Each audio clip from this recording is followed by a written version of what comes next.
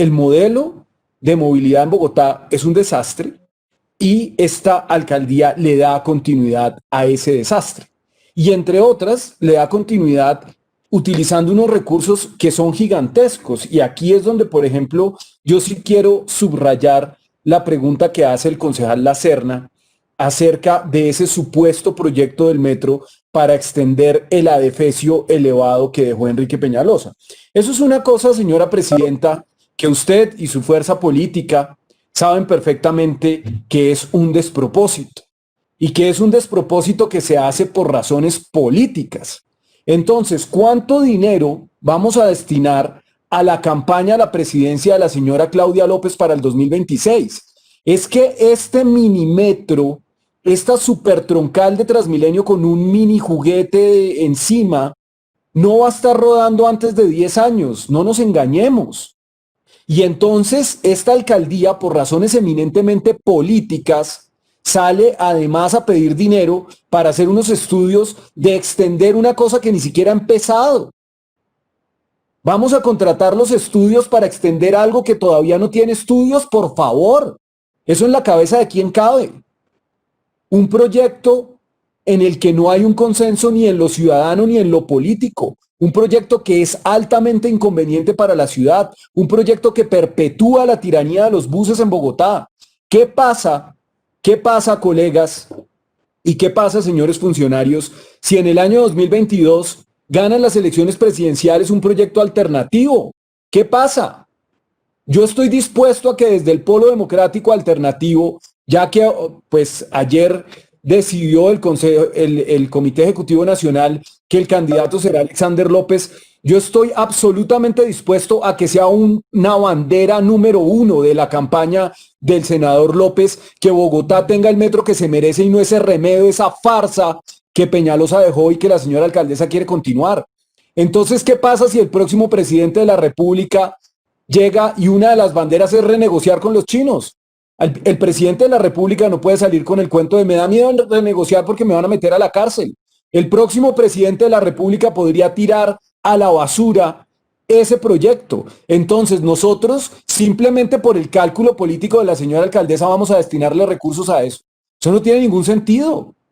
Ni siquiera se han hecho los estudios del primer metro y entonces están hablando de hacer los estudios para extender ese error. A mí eso me parece simplemente delirante. Y cuando uno ve, señora presidenta, estos presupuestos, se da cuenta de que Bogotá no es una ciudad pobre. De ninguna manera es una ciudad pobre. Es una ciudad rica, que incluso gasta 50 millones de dólares el kilómetro en un proyecto de buses. Ni siquiera en Londres se gastan 50 millones de dólares en un proyecto de buses, ni en Estocolmo. Vayan a ver en qué parte del mundo alguien es tan extravagante de gastarse 50 millones de dólares el kilómetro en poner unos buses pegados. Nadie. Aquí el problema no es de dinero. Tengo una pregunta puntual para el señor gerente de Transmilenio.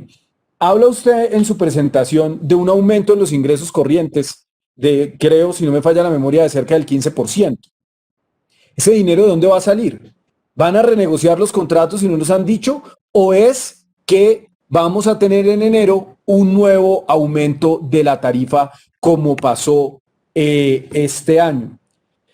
Me preocupa mucho, no tenemos demasiado tiempo, señora presidenta, y me disculpo si me estoy extendiendo, pero ya voy a concluir. Se habla de 58.000 millones de pesos para aumentar la satisfacción desde la Secretaría General.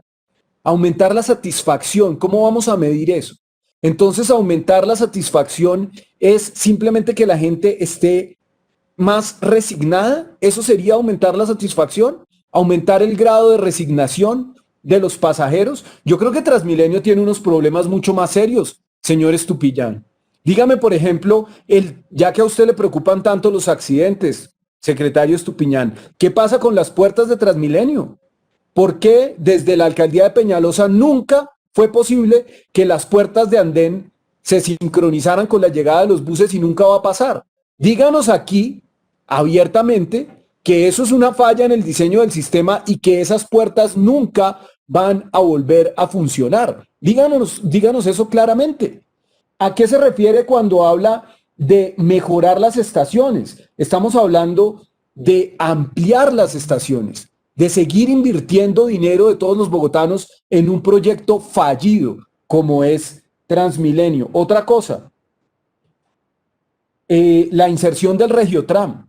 Yo le voy a pedir, señor secretario, señor gerente de Transmilenio y señor gerente del metro, que cada uno de esos valores que han puesto en sus presentaciones, y esto es un derecho de petición verbal, señora presidenta, y entes de control para que los secretarios lo anuncien, necesito que me envíen esa misma presentación que nos enviaron con todas las cifras desglosadas. Necesito esas cifras desagregadas, porque por ejemplo, ustedes no pueden decir que es lo mismo construir que conservar y ponen un monto global. ¿Cuánto de ese monto es para construir? ¿Cuánto para conservar? Y específicamente qué proyectos, señor secretario. Y por último, quiero resaltar la pregunta de la concejal Sánchez acerca del operador público. Parece que fue simplemente un anuncio político más y no se ve por ninguna parte la voluntad de esta alcaldía de realmente crear y fortalecer ese operador público. Muchas gracias, señora presidenta.